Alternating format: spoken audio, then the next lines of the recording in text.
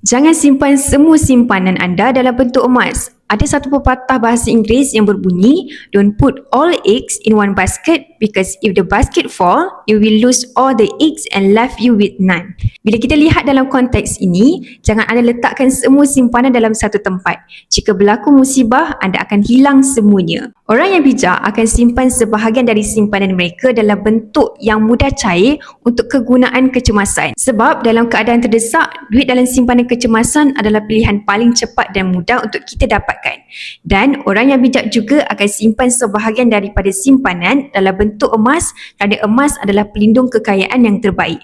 Kerana apa?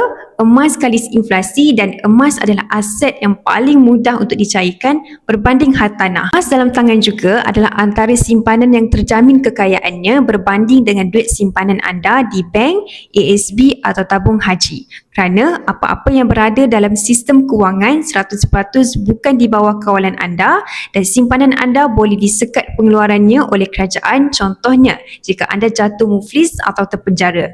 Jadi berapa banyak emas yang perlu kita simpan dalam simpanan emas? Saranan pakar-pakar kewangan, anda boleh simpan sekitar 10 hingga 50% daripada jumlah kekayaan.